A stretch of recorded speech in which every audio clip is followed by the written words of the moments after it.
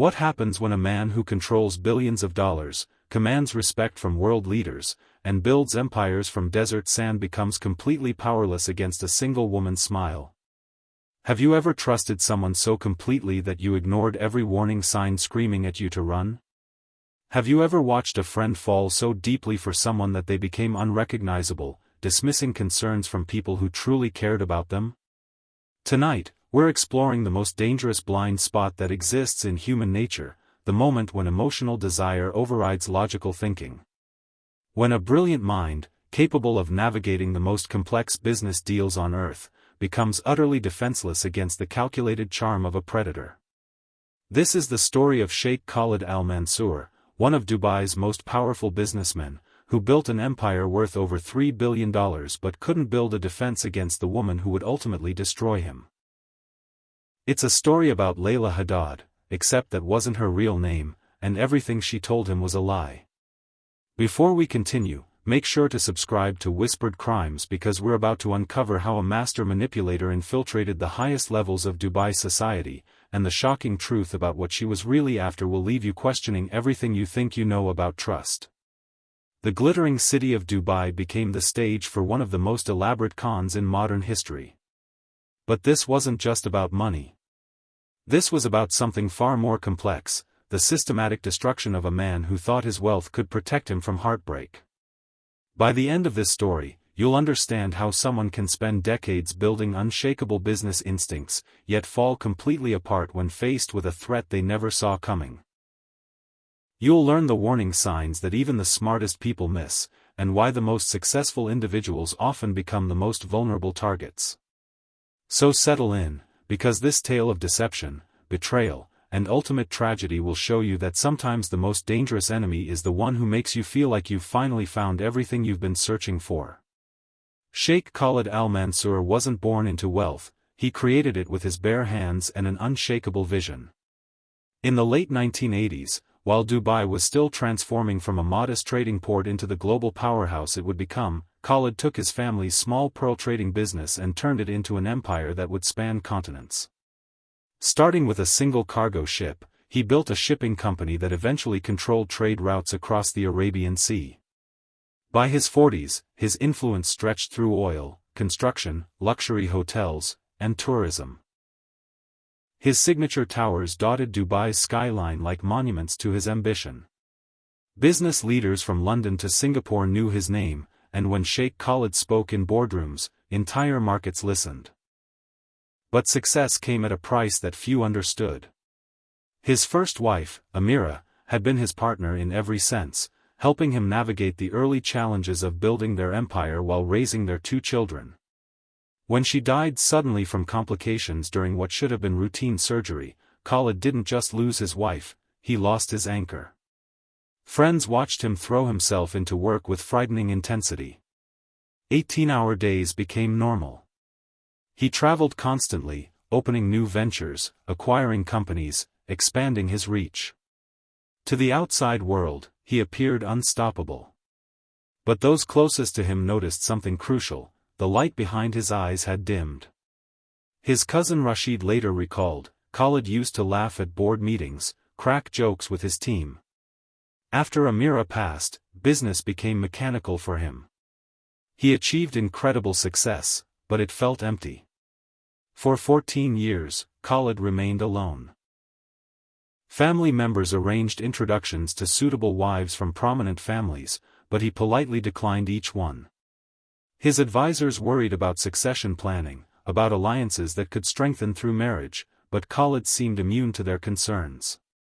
By his mid-50s, the weight of isolation had begun affecting even his legendary focus. His head of security, Malik, noticed changes in the Sheikh's routine. He started taking long drives into the desert alone. Sometimes his car would stop at sunset, and he would just stand there looking at the horizon for an hour. The man who had conquered international markets found himself conquered by loneliness. He confided to his longtime legal aide, Hamdan, during one particularly difficult evening, "I can negotiate with heads of state, but I cannot negotiate with silence. Every achievement feels hollow when there's no one to share it with." This vulnerability. This deep yearning for companionship after years of emotional isolation created the perfect opening for someone with the skills to exploit it. Khalid had built walls around his business empire that were impenetrable, but his heart remained completely unprotected. As he approached his 57th birthday, those closest to him could see he was changing. The fierce businessman who had never shown weakness was becoming someone who stared out windows during meetings, who asked his staff about their families with genuine interest, who seemed to be searching for something he couldn't name. He had no idea that someone was already watching him, studying his patterns, learning his weaknesses, and preparing to give him exactly what he thought he wanted, at a price that would cost him everything. The charity gala for Sharjah orphans was exactly the kind of event Sheikh Khalid attended out of obligation rather than enthusiasm. Wealthy donors gathered in glittering ballrooms to write checks and feel good about themselves for an evening. But on this particular night in March, his routine attendance would change the course of his entire life. Layla Haddad moved through the crowd like she belonged there, which was precisely the point. At 29, she possessed the kind of striking beauty that turned heads, but more importantly, she had mastered the art of making every conversation feel intimate and important. She wore a midnight blue gown that was elegant without being flashy, expensive enough to signal status but not so ostentatious as to appear desperate for attention. When she approached Khalid near the auction display, her opening was flawlessly calculated. "Sheikh Al-Mansour, I've been following your renewable energy initiatives. Most business leaders talk about sustainability for publicity, but your solar project in Abu Dhabi suggests you actually understand the economics behind environmental responsibility." It was a perfect opening, informed, respectful, but with just enough challenge to intrigue him. She hadn't fawned over his wealth or status like so many others. Instead, she had done her homework and engaged him on a topic few people bothered to research. Their conversation lasted 20 minutes, during which Layla demonstrated remarkable knowledge about his business ventures while revealing carefully curated details about herself. She was an art dealer, she explained, raised in Beirut but educated at prestigious institutions in London.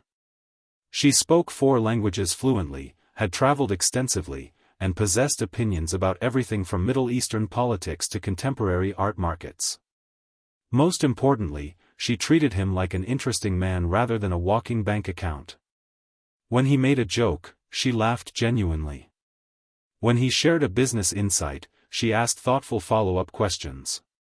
For the first time in years, Khalid found himself enjoying a conversation that had nothing to do with quarterly reports or acquisition strategies. As the evening progressed, other attendees noticed the Sheikh's unusual engagement. Typically, he would make his required appearance, write his donation check, and leave within an hour. But tonight, he stayed until the event ended, clearly captivated by this mysterious woman who seemed to match his intelligence while bringing a warmth he had forgotten existed. Layla's performance was masterful because it didn't feel like a performance. She had spent months studying Khalid's public appearances, learning his interests, understanding his personality through careful observation. She knew he was lonely, intellectually hungry, and surrounded by people who either feared him or wanted something from him. What made her approach so dangerous was its subtlety. She didn't pursue him aggressively or make herself too available.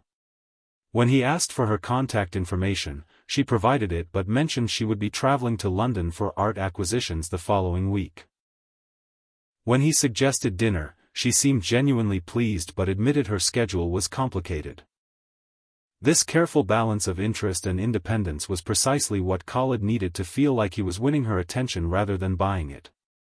For a man accustomed to people saying yes to his every request, Layla's gentle challenges felt refreshing and authentic. Within 2 weeks, they had shared 3 private dinners. Within a month, she was attending business events as his guest. Within 6 weeks, Dubai's social circles were buzzing with speculation about the Sheikh's mysterious new companion. But while Khalid was falling in love for the first time in over a decade, Layla was systematically executing a plan she had been perfecting for years. Every smile, every laugh, Every moment of apparent vulnerability was calculated to build trust while gathering information about his business operations, security protocols, and personal relationships. Hit that like button if you've ever ignored obvious red flags because someone made you feel special.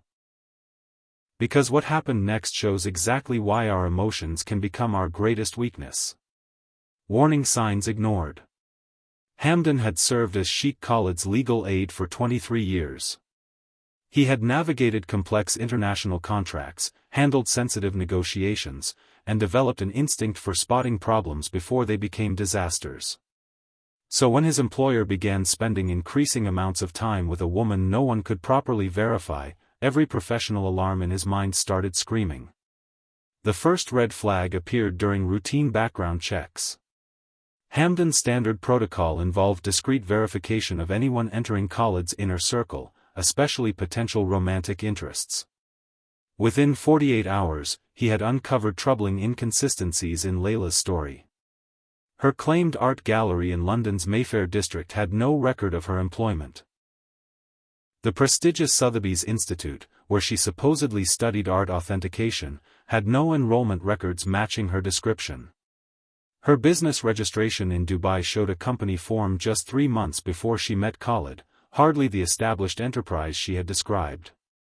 Most concerning were the financial patterns Hamdan uncovered through his banking contacts.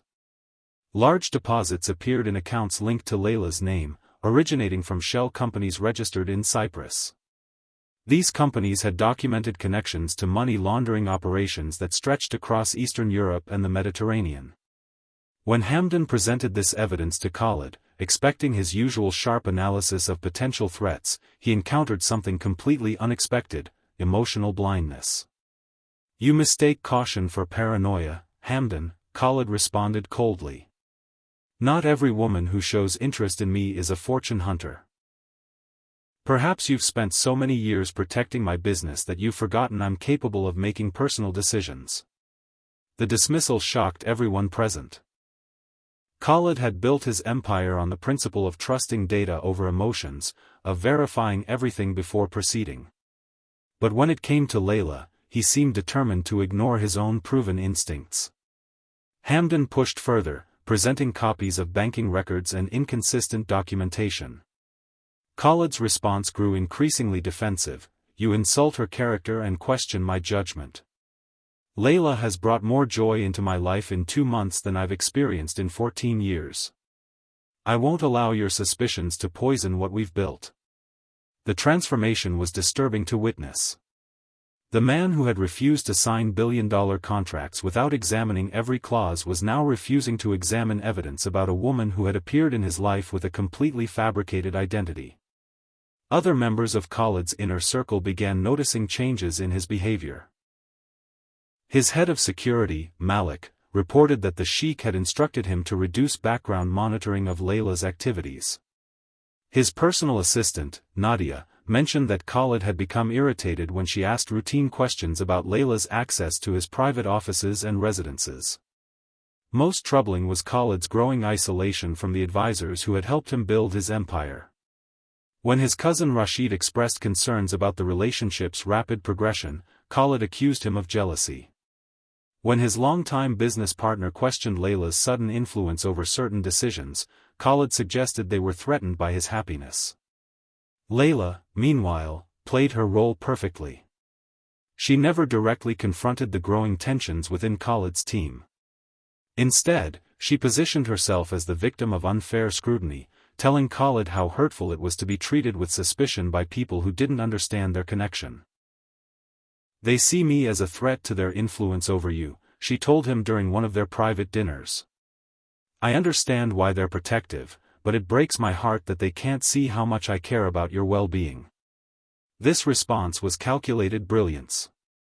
Rather than defending herself against specific accusations, she reframed the situation as a conflict between those who truly cared about Khalid's happiness and those who wanted to control him.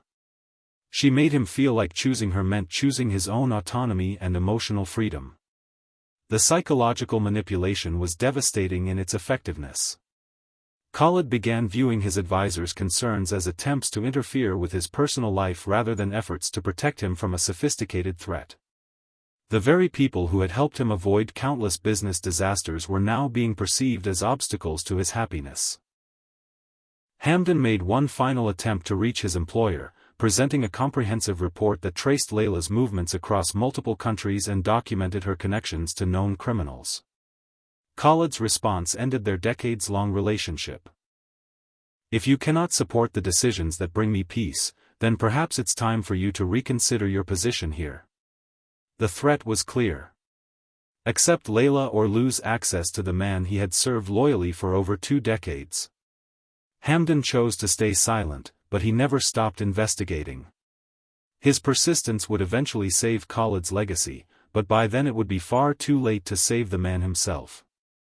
6 months after their first meeting, Sheikh Khalid announced his engagement to Layla Haddad in a way that shocked even Dubai's extravagant social circles.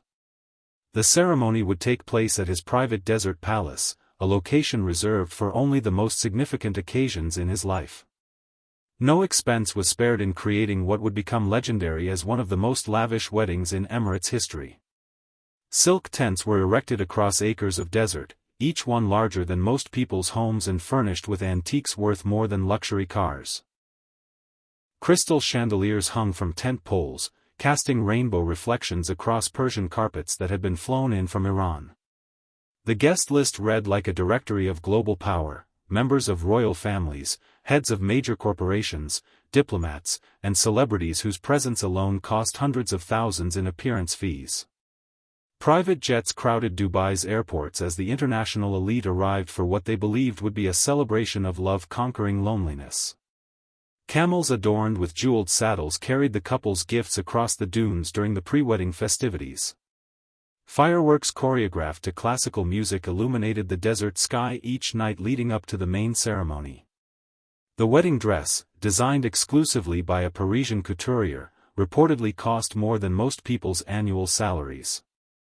But behind the stunning visuals and fairy tale atmosphere, a different story was unfolding. Throughout the celebration, Layla's phone buzzed constantly with encrypted messages that she answered with practiced discretion. When congratulatory guests embraced her, she smiled radiantly while typing responses to handlers coordinating the next phase of her operation. The messages, later recovered by investigators, revealed the true purpose of this elaborate celebration. Every detail of Khalid's security protocols, guest relationships, and financial arrangements were being documented and transmitted to a network of criminals operating across Europe and the Middle East. During the ceremony itself, as Khalid spoke his vows with genuine emotion and hope for their future together, Layla was simultaneously confirming with her Athens-based handler that she had successfully gained legal access to several of his international accounts. The irony was devastating. While he pledged his love and loyalty to her, she was already communicating about the systematic dismantling of his empire.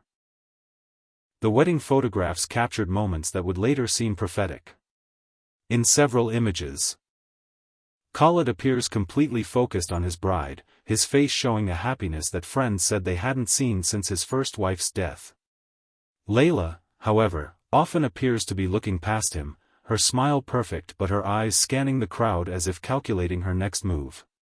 One particular photo, widely circulated on social media, showed the couple during their first dance. Khalid's expression is one of complete contentment, while Layla's hand, hidden behind his back, holds her phone displaying what investigators would later identify as confirmation codes for offshore banking access. The celebration continued for 3 days, each more extravagant than the last. European journalists described it as a monument to wealth that defied comprehension. Social media influencers created content that reached millions, spreading images of luxury that seemed almost fictional in its excess. But for those who knew Khalid personally, the wedding felt wrong in ways they couldn't articulate. His cousin Rashid later described the experience. The event was magnificent, but Khalid seemed to be performing happiness rather than feeling it. He was trying so hard to prove his joy that he forgot to actually experience it. Hamdan, still employed but increasingly marginalized, watched the festivities with growing dread. He had continued his investigation despite Khalid's warnings, and the evidence he had gathered painted a terrifying picture of what this marriage actually represented. But surrounded by celebration and international attention, his concerns seemed paranoid and petty. The wedding became a symbol of Dubai's limitless ambition and wealth, featured in magazines and documentaries around the world. But for those who understood what was really happening, it represented something far more disturbing: the public celebration of a man's destruction at the hands of someone he believed loved him. As the final fireworks faded over the desert and the guests departed in their private aircraft, Khalid believed he had finally found the happiness that had eluded him for so many years. In reality, he had just signed his own death warrant in front of 500 witnesses. Drop a comment below and tell us what you think about the warning signs everyone missed, because what happened next would expose the true depths of Layla's deception. The web of deception. While Dubai celebrated the fairy tale romance between Sheikh Khalid and his beautiful bride, the reality behind Layla's identity was far more calculated and terrifying than anyone imagined. Her real name wasn't Layla Haddad, and everything she had told Khalid about her background was a carefully constructed lie designed to hide a criminal history spanning multiple countries and identities. Born as Mira Kozlov in a struggling neighborhood of Tripoli during the height of civil unrest, she had learned early that survival required becoming someone else entirely. When her family fled to Athens during political upheavals, teenage Mira discovered that her intelligence and striking appearance could open doors that her genuine background never would. By 19, she had joined a sophisticated network of international con artists specializing in what they called long-term relationship fraud. Unlike simple romance scams that targeted lonely individuals for small amounts of money, this operation focused on wealthy businessmen who could provide access to substantial assets and business networks. The criminal organization operated like a legitimate business, complete with research departments that compiled detailed dossiers on potential targets, identity specialists who created bulletproof false backgrounds, and handlers who coordinated multiple operations simultaneously. Mira, now calling herself by various names depending on the operation, proved exceptionally talented at the psychological aspects of the work. Her approach was revolutionary within the criminal network because of its patience and psychological sophistication. While other operatives focused on quick scores and rapid exits, she specialized in multi-year operations that allowed her to systematically gain control over her targets' entire lives. Her methods were studied and replicated by other members of the organization. Before targeting Khalid, she had successfully operated against wealthy men in Monaco, Switzerland, and Singapore. Her previous victim, a shipping magnate in Athens, had lost over 12 million euros before his family's intervention exposed her operation. But she had disappeared before authorities could build a case, leaving behind only false identities and empty bank accounts. The encrypted messages she sent during her wedding celebration were progress reports to her handler, a former intelligence operative named Dmitry who coordinated the network's most complex operations. The messages revealed the true scope of her ambitions regarding Khalid's empire. This wasn't simply about stealing money from bank accounts. The plan involved gradually isolating Khalid from his advisors, gaining legal authority over his business operations, and then systematically transferring assets through shell companies spread across multiple jurisdictions. The wedding wasn't the culmination of a romance, it was the beginning of a corporate takeover disguised as marriage. Her team had spent 18 months studying Khalid before she ever attended that charity gala. They knew about his loneliness, his deceased wife, his business practices, and his psychological vulnerabilities. The art dealer persona was chosen specifically because Khalid had mentioned in interviews his appreciation for culture and his regret that business demands left little time for artistic pursuits. Every aspect of their relationship had been scripted based on psychological profiles developed by criminal specialists who understood how to exploit emotional needs. Her challenges to his ideas weren't spontaneous, they were calculated to make him feel intellectually stimulated. Her apparent independence wasn't genuine, it was designed to trigger his competitive instincts and make him feel like he was earning her affection. The banking records that Hamdan had uncovered represented just the surface of a financial network spanning dozens of countries. Shell companies registered in Cyprus, the Cayman Islands, Luxembourg, and Switzerland stood ready to receive and launder assets once she gained access to Khalid's accounts. Some of these companies had been established years before she ever met him, demonstrating the long-term nature of their criminal planning. Most chilling were the communications that revealed her psychological assessment of Khalid's character. Her messages described him as emotionally starved but intellectually sharp, requiring extended conditioning before full access to assets. She had identified his deepest need: companionship after years of isolation, and weaponized it against him. The criminal network she belonged to had successfully operated for over a decade, with victims across multiple continents. Law enforcement agencies had struggled to build cases against them because their operations crossed so many jurisdictions and because victims often refused to cooperate due to embarrassment about being deceived. What made Layla's approach particularly dangerous was her understanding that wealthy, intelligent men often believed they were immune to emotional manipulation. By targeting their specific vulnerabilities, loneliness, the desire for genuine connection, the need to feel valued for more than their wealth, she could overcome even highly developed business instincts. As she settled into married life with Khalid, her communications with the criminal network revealed the next phase of their operation. Gradually undermining his health while positioning herself as his concerned caregiver, ensuring that when he eventually became incapacitated, she would have both legal authority and social sympathy as his devoted wife. Marriage to Sheikh Khalid provided Layla with everything she needed to begin the systematic destruction of a man who believed he had finally found happiness.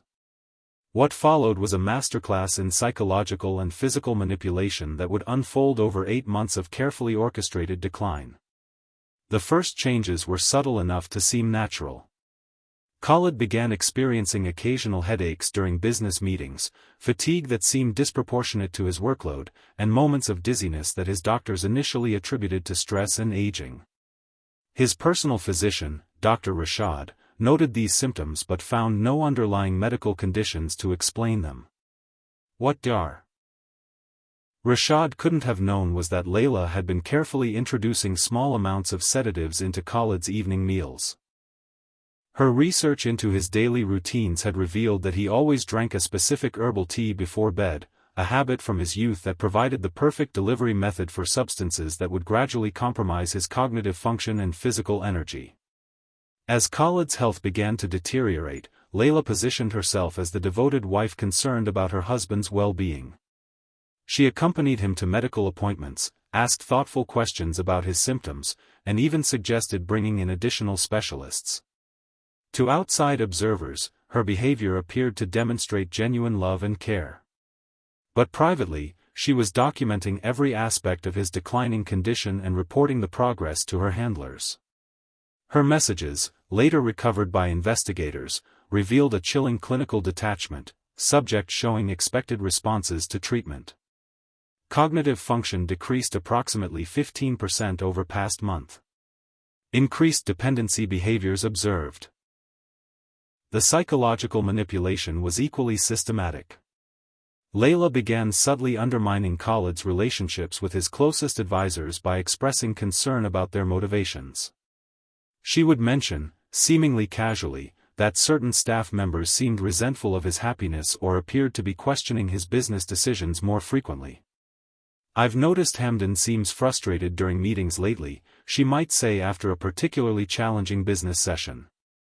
"I hope he's not letting personal issues affect his professional judgment. You've always been so generous with people who might not appreciate your loyalty."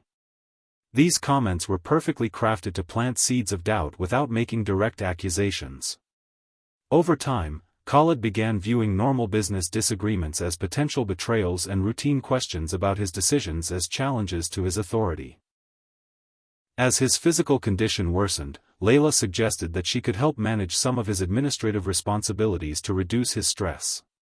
She presented this as temporary assistance during his recovery, but the legal documents she prepared granted her surprisingly broad authority over several business accounts and property holdings. Khalid, experiencing increasing difficulty concentrating on complex financial details, relied on her summaries of legal documents rather than reviewing them himself. His signature on these papers, obtained while he was dealing with severe headaches and mental fog, essentially gave her control over assets worth hundreds of millions of dollars. The isolation strategy proved devastatingly effective. Staff members who had worked with Khalid for decades found themselves excluded from meetings or important decisions. When they expressed concern about changes in his behavior or questioned Layla's growing influence, they were dismissed as being resistant to change or jealous of his happiness. Malik, his head of security, later testified that Khalid had become a different person entirely during this period. The man who had always been sharp, decisive, and collaborative became suspicious, easily confused, and dependent on his wife for basic information about his own business operations. Dr. Rashad grew increasingly concerned as Khalid's condition continued deteriorating despite extensive medical testing that revealed no clear diagnosis. Blood tests showed traces of sedatives, but Khalid explained these as prescribed medications for his headaches, medications that Layla confirmed she was helping him manage. The financial manipulation during this period was staggering in its scope and sophistication. Through the legal authority she had gained, Layla began transferring assets to shell companies controlled by her criminal network. The transfers were structured to appear legitimate: payments for consulting services, art acquisitions, and real estate investments that existed only on paper. Within 6 months of their marriage, over $50 million had been moved through these transactions. The money disappeared into offshore accounts spread across multiple jurisdictions, making recovery nearly impossible even if the fraud was discovered. Meanwhile, Khalid's physical and mental condition continued declining at an alarming rate. His speech became slower, his decision-making processes more labored, and his memory increasingly unreliable. Staff meetings that had once showcased his brilliant strategic thinking became painful displays of confusion and frustration. Layla played the role of concerned wife perfectly, expressing worry about his condition while simultaneously ensuring that his isolation from trusted advisors continued deepening. She hired new medical specialists, arranged for additional testing, and even suggested bringing in international experts. All actions that reinforced her image as a devoted spouse while providing cover for her systematic destruction of his life. Hamdan had never given up his investigation, even as his access to Sheikh Khalid became increasingly limited and his concerns were repeatedly dismissed. Working alone and using his personal resources, he had spent months tracing the financial networks connected to Layla's false identity. What he discovered was so damning that he knew it would either save his employer or end his own career. The breakthrough came through a contact at an international banking consortium who had noticed suspicious patterns in transactions involving companies linked to Khalid's accounts. Large transfers were flowing through shell corporations registered in Cyprus, Luxembourg, and the Cayman Islands, all connected to a criminal network that had been under investigation by European authorities. Working with investigators in Athens, Hamdan obtained copies of communications between Layla and her handlers that detailed not just the financial theft, but the systematic poisoning that was destroying Khalid's health. The evidence was overwhelming and undeniable, documenting a criminal operation that had been targeting wealthy individuals across multiple countries. Armed with this information, Hamdan made one final attempt to reach the man he had served for over 20 years. He requested a private meeting, claiming urgent business matters required immediate attention. Khalid, now severely weakened by months of subtle poisoning, agreed to see him at his private office. The confrontation was devastating to witness. Hamdan presented copies of banking records, communications between Layla and her criminal handlers, and evidence of her true identity and criminal history. He showed Khalid photographs of previous victims, documentation of similar operations, and proof that his wife was systematically destroying both his health and his fortune. For a brief moment, the fog that had clouded Khalid's thinking seemed to clear. The man who had built an empire through careful analysis of facts and evidence saw the truth laid out before him in irrefutable detail. His wife was not just a fraud, she was a professional criminal who had been slowly murdering him while stealing his life's work. The emotional impact was shattering. Khalid began to weep, not just from betrayal but from the realization of how completely he had been deceived. Every moment of happiness, every feeling of connection, every hope for their future together had been a carefully orchestrated lie designed to destroy him. But the confrontation came too late. Months of systematic poisoning had severely compromised Khalid's cardiovascular system and cognitive function. The shock of learning the truth about his wife, combined with his already weakened physical condition, triggered a massive stroke that left him barely conscious. When Layla returned to find Khalid collapsed in his office with Hamdan desperately calling for medical assistance, her mask finally slipped completely. Instead of showing concern or grief, she coldly assessed the situation and asked Hamdan what evidence he had presented. Her primary worry was not her husband's condition but whether her operation had been exposed. As paramedics rushed Khalid to the hospital, Layla made a series of phone calls that investigators would later identify as communications with her handlers about emergency extraction procedures. She was already planning her disappearance before doctors had finished their initial assessment of Khalid's condition. At the hospital, as Khalid lay unconscious and fighting for his life, Layla played the role of devoted wife for medical staff and the few family members who were allowed to visit. But her phone records showed continuous communication with criminal associates about transferring remaining assets and eliminating evidence of their operation. When Khalid briefly regained consciousness 3 days later, his speech was severely impaired. But he managed to communicate enough to let Hamdan know he understood what had happened to him. His eyes showed a combination of heartbreak and fury that would haunt everyone present for the rest of their lives. The final confrontation between husband and wife took place in his hospital room when Layla thought they were alone. Security cameras later captured her leaning close to his bed and speaking in a voice cold enough to chill observers, "You wanted a bride, but you chose an illusion. Everything you felt, everything you believed, everything you hoped for, it was all a performance designed to destroy you." Khalid's response, barely audible but captured by the recording equipment, would become his final words to the woman who had systematically murdered him: "I know who you are now. And I know you will never escape what you've done to me." Within 48 hours, Sheikh Khalid al-Mansour was dead. The official cause was complications from stroke and heart failure, but those who knew the truth understood that he had been murdered as surely as if she had used a knife instead of poison and psychological torture. News of Sheikh Khalid's sudden death sent shockwaves through Dubai's business community and international media. Initial reports portrayed it as a tragic loss, a powerful businessman struck down by health complications at the peak of his success. Layla, the grieving widow, received sympathy from around the world as photographs circulated of her apparent devastation at the funeral. The burial ceremony was another spectacle of wealth and influence, with world leaders and business moguls attending to pay their respects. Layla, dressed in elegant black and supported by what appeared to be overwhelming grief, played her final performance flawlessly.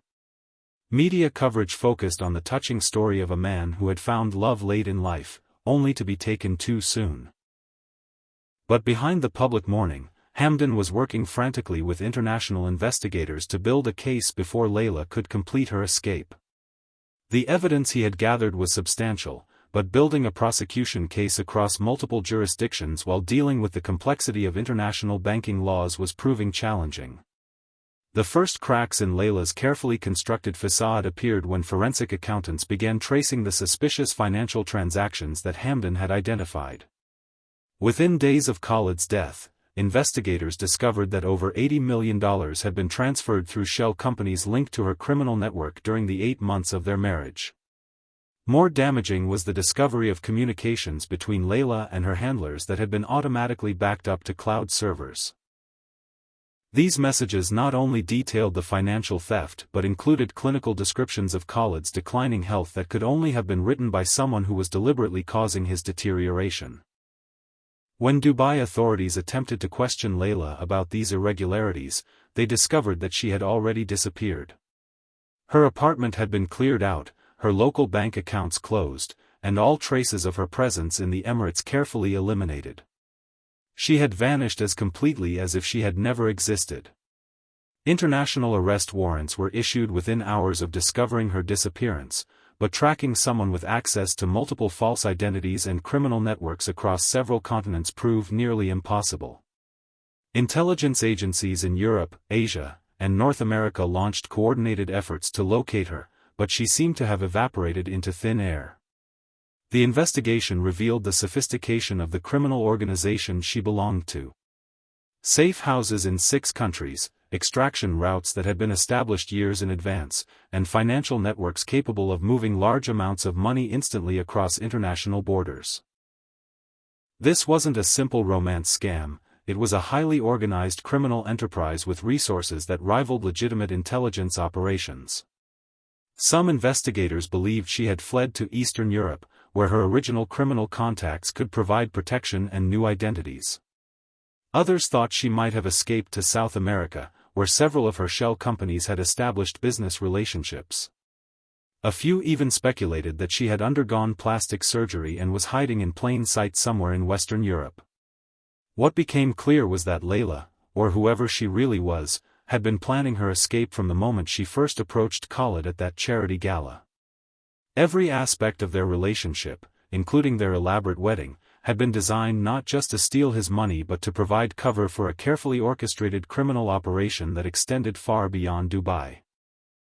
The Dubai government, embarrassed by the international attention and concerned about the impact on their reputation as a secure business environment, initially tried to minimize the scandal.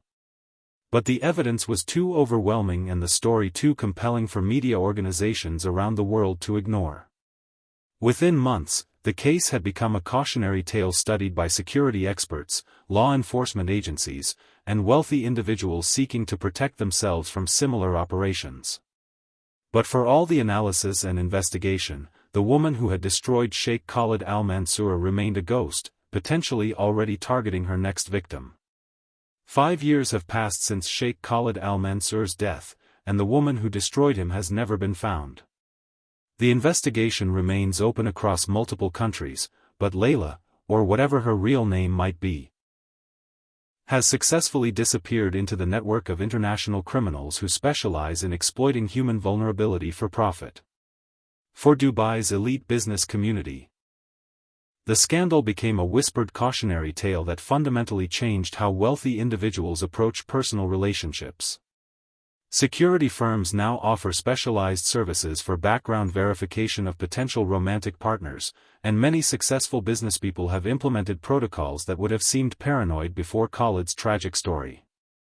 Hamdan, now in his 70s, continues to manage what remains of Khalid's business empire on behalf of his children.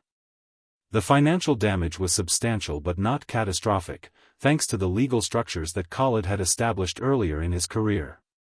Still, recovering the stolen assets has proven nearly impossible due to the sophistication of the money laundering operation.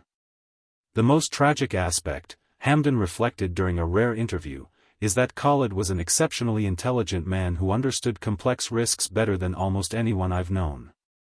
But he had one blind spot that proved fatal: his need for genuine human connection after years of isolation. The case has become a subject of academic study in psychology, criminology, and business security programs around the world. Experts point to several critical lessons that extend far beyond protecting personal wealth. First, emotional vulnerability doesn't discriminate based on intelligence, wealth, or professional success.